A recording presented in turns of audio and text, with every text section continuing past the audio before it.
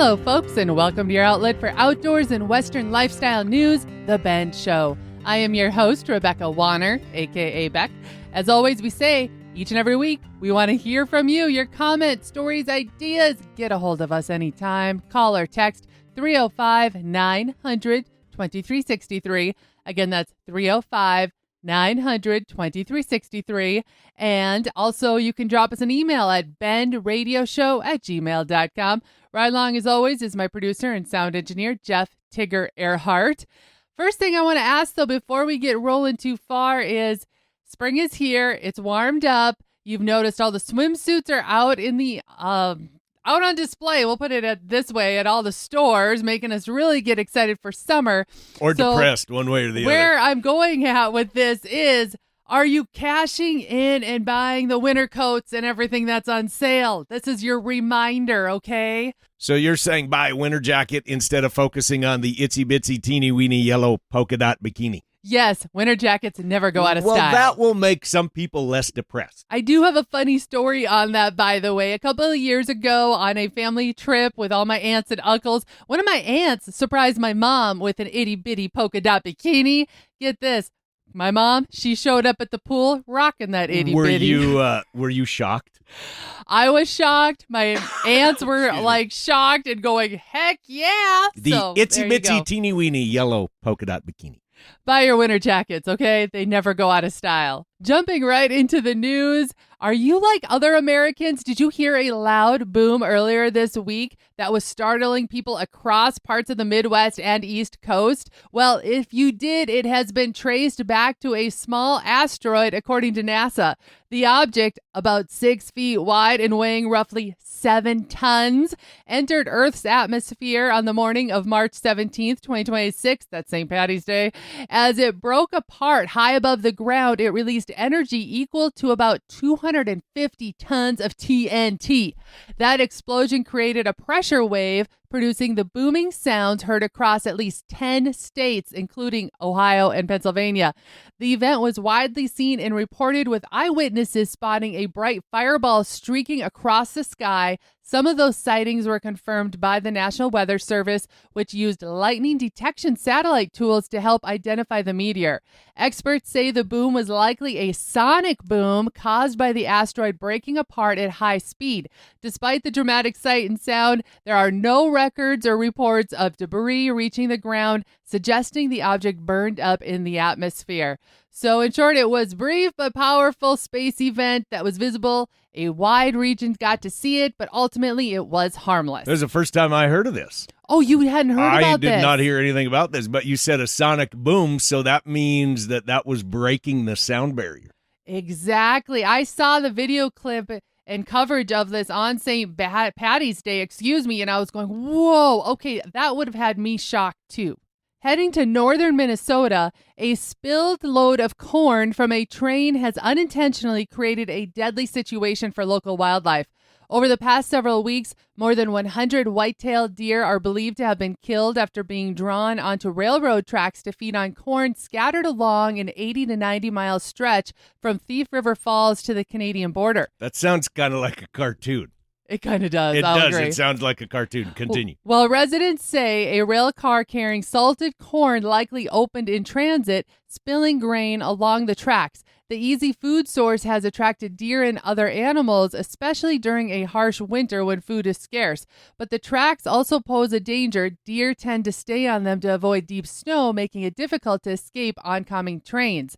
Local landowner Steve Porter has documented the scene, reporting widespread carcasses and heavy deer activity along the railway. He estimates the death toll could reach between 100 to 200 animals. So if I'm understanding this right, in this approximately 100-mile stretch, this train car was just dribbling a little bit of corn as it was going? Exactly. So it was this long smorgasbord? Exactly. That's exactly the case. A door opened on this rail car. And all the deer are up there eating, and they're here comes happy the as trains, can be. and squashed just like grape. Okay. Well, continue. the Minnesota Department of Natural Resources has confirmed the spill, noting that such accidents do happen, though they rarely coincide with times when deer are most vulnerable. Officials have already euthanized at least 13 injured deer in the area and warn that more dead animals may be discovered once the snow melts.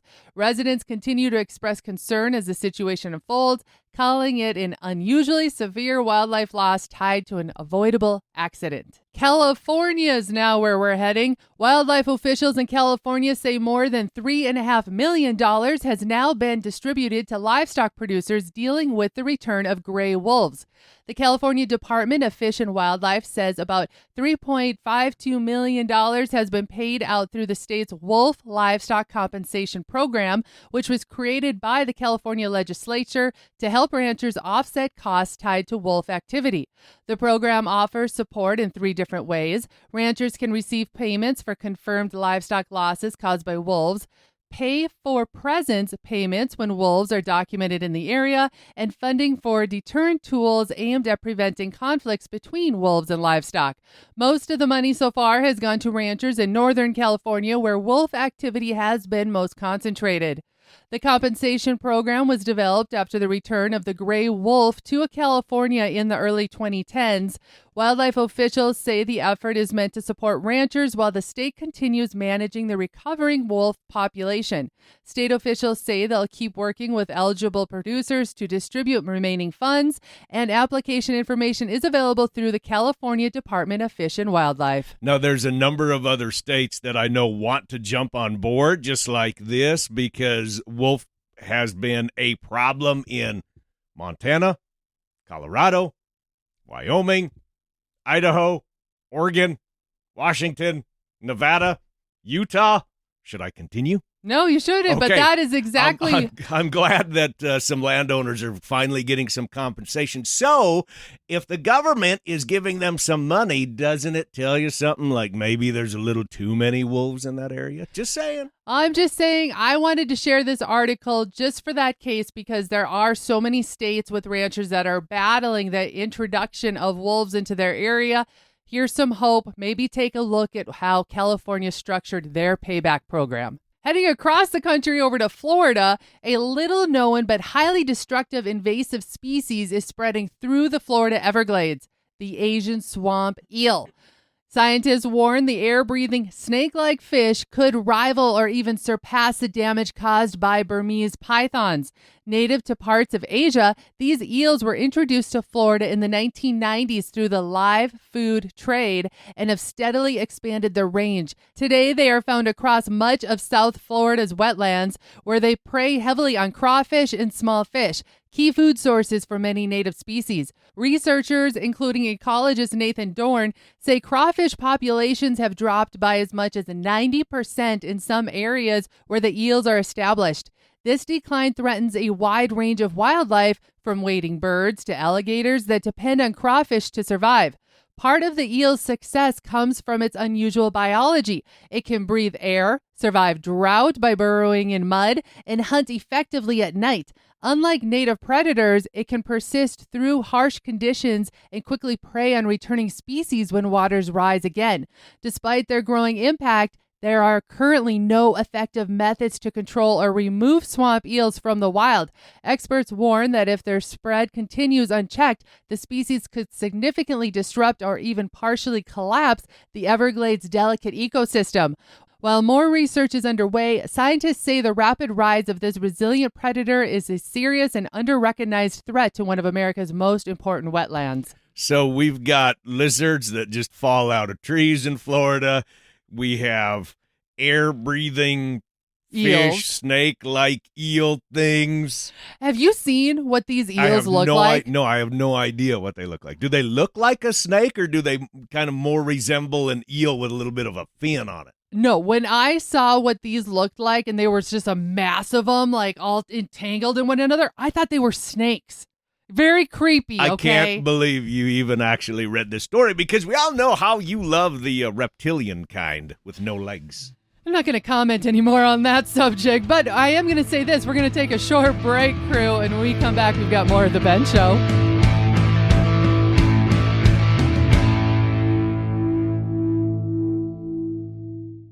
Wolf cattle. presents the 38th Opportunity Sale of 2026, Thursday, April 2nd. 300 registered limousine, Limflex, and Angus bulls, fall yearlings, and spring yearlings, plus 30 registered females. Online only with live bidding through Superior Livestock and DV Auction. Sale details at wolfcattle.com, DV Auction, Superior Livestock, and Ranch Channel. Wolf Cattle, where beef is our business. Welcome to Sire Buyer, a place where we connect cattlemen. The nation's #1 destination for buying and selling breeding genetics. In-depth reviews and upbeat news on your favorite sires. Sire Buyer features the top Angus bulls across the country. Be sure to sign up to receive your directory by emailing info@sirebuyer.com. If you're looking for the best place in breeding genetics, you've just found it. Hey guys and gals, this is John Arman with Ultimate Outdoor Adventures TV. Ultimate Outdoor Adventures TV travels the back roads to the backwaters in pursuit of the ultimate adventure in hunting and fishing. Join Team UOA every week for exciting action in the crosshairs of the outdoors. Catch Ultimate Outdoor Adventures TV on YouTube, Amazon Prime, and make sure to follow Team UOA on Facebook and Instagram to share in the ultimate outdoor adventure.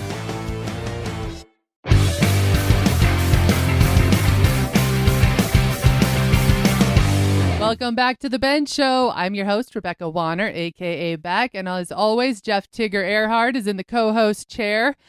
Now, with wildfires that we have heard across the country already this year, I got to say this first. Nebraska, you are in our thoughts and prayers. South Dakota, too. They had some wildfires. Absolutely. Yep. And listen to this. According to Wildfire Today, it's been 40 years since the United States western region has experienced this low of snowpack near winter's end, setting the stage for what many fear will be an early and extreme peak wildfire season. Not only does low snowpack worsen environmental conditions and increase the possibility of extreme fires, but it also limits the window to safely set prescribed burns during the spring. As winter fades and temperatures rise, spring marks the beginning of wildfire season in many parts of the country, especially in areas expecting dry conditions. Now, I know Tigger and I have both been watching this, and you don't have to do much of a look or just turn on the radio. Like you said, the radio's on right now, and we've been talking about the dry conditions. And I don't remember the amount of people right now affected with the drought monitor, but I know it's quite extreme. I got it pulled up because I figured you were going to go there. I can say pretty much the entire country, other than areas of California, northern South Dakota, North Dakota, some areas in Kansas, and then getting over at Kentucky and West Virginia. Other than that, pretty much the whole country is in drought-like conditions already. And what else is scary is if you go up into Canada, British Columbia, you know, that's a lot of times how we get a lot of that bad air quality that comes down in the summer. They're speculating this to be their worst wildfire season and have already had more volunteers and individuals signing up to join their wildland firefighters group. So just a heads up, it could be a tough one outside this year. Now, I know a lot of counties and townships, parishes, different areas across the country, they have organizations where you can sign up to be on the fire watch. Where Yes. maybe if you don't have the time, like me, I always wanted to volunteer for our local fire department, but it never worked, where you and I are traveling and rodeoing and stuff like that. And just then when somebody would need me, I probably wouldn't be around. But if your situation is kind of like ours, you can get on one of those fire watch crews organizations where you just, when conditions are really ripe, if you will, you're just assigned basically watch, and you've got your call list. And I highly recommend you joining a volunteer fire department if you don't If you can, already and you're in a rural area. My dad was a volunteer. Both of my brothers are volunteers. a lot of our good friends There's are on another reason to rural fire also departments. join, not just to be on the watch, but you'll learn practical ways to help yourself even prevent fire on your own property. One of the things, I'm glad that we're talking about this.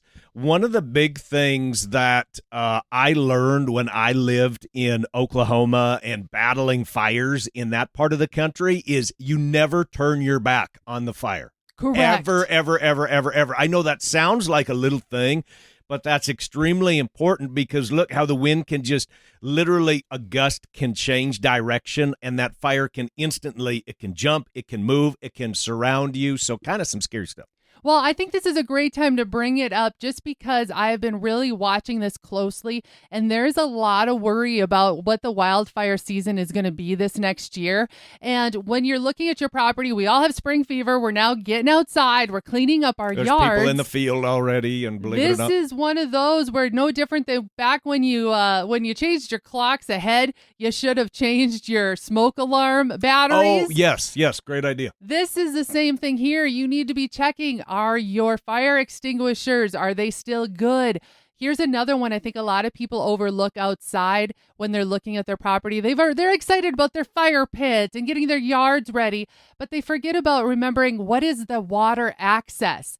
Like if there was to be a fire, how quickly can you get something to put it out? That gets overlooked. You know, the other thing too with that, and we're really good about this where we check our fire extinguishers. We know where they're at in the house. We have all of our important documents in one place. And you and I, it kind of seems once a year we revisit that, where if anything happens and you got to get out of the house, first, make sure you can get out of the house. Mm-hmm. But, you know, those documents, have them in one place, organize them. We went and we have all of our passwords to all of our different accounts that say a laptop burns up or gets destroyed or something like that. And you got to log back in and report banking information and credit cards that are destroyed, right? So just to kind of make your life a little bit easier, those list of medications, things like that, it's better to be safe than sorry in that situation. And while you're doing this, it doesn't take long to do it. It's so easy. It takes you 2 seconds. We all have a cell phone with a camera, right? You have home insurance on your property, correct? Take 2 seconds and take photos of all of your rooms, because if you were to ever go through a fire, great idea. You have to have documentation, or let's just put it this way. I've dealt with insurance before. They're going to push back and they want something to prove that you said you had this. Not just a list of, I had 48 guns in this room. Right. That's the thing. And more people than not tend to forget to do that once a year. Just quick, take pictures in every room of what you own. And like those items of higher intrinsic value, I just mentioned firearms, but in all seriousness, I have all the receipts for all of our firearms in that little case. It's right down here. You see where I'm pointing? I see where that's pointing. at. It's right Yes. over there, along with titles for the bank and birth certificates. All that very, very, very important information is in one location. Can I offer another suggestion? Yes. I know we got to head to break here pretty quick, but especially in the kids' rooms, this is one thing that we recommended in Oklahoma when we dealt with a lot of the oil field and fire training and stuff like that, having a hammer in the kids' room to break a window. Smart. I've never thought of that. Because a lot of kids will be scared that they don't want to break the window. They're going to get in trouble. But nope, have a towel there and a hammer that if they have to break that window, throw that towel over the broken glass and get out. And also a muster area that if you have to get out of the house, where do you and your family muster up? Where do you gather to make sure everybody is there and they're safe? So think about it. That's almost like going back to grade school. And we used to have those drills of saying, this is where we all get together. 100%. Do that with your family. Just takes a few minutes. So please be prepared. Take some time. Look around your property. Clean out those dead leaves. Cut back the trees. And get ready to enjoy this summer. And be safe, everyone. All right, we're going to take a short break. We'll be back with more of The Ben Show right after this.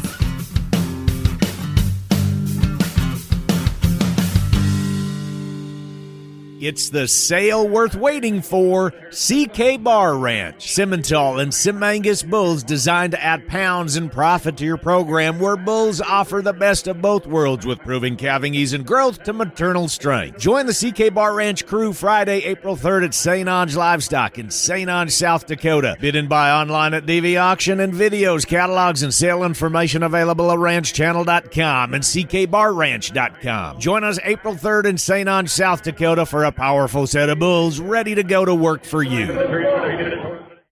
RanchChannel.com, your farm and ranch network on demand. Bull sales, western events, product information, right at your fingertips on the ultimate cowboy-friendly platform. Want to follow up-to-date markets? RanchChannel.com. No need to dig for information on all these different websites. It's all right there on RanchChannel.com. Y'all are loving it now, aren't you? Jorgensen Land and Cattle, the nation's largest seed stock supplier, invites you to the ranch in Ideal, South Dakota for the 54th annual Top Cut Angus Bull Sale powered by the Mother Lode, featuring 200 registered Angus bulls backed by proven maternal strength and long-term cow herd value. All sale information at ranchchannel.com and jorgensenfarms.com. For 54 years, the Top Cut sale has been the standard for practical, performance-driven Angus genetics. Jorgensen Land and Cattle at the ranch, Monday, April 20th.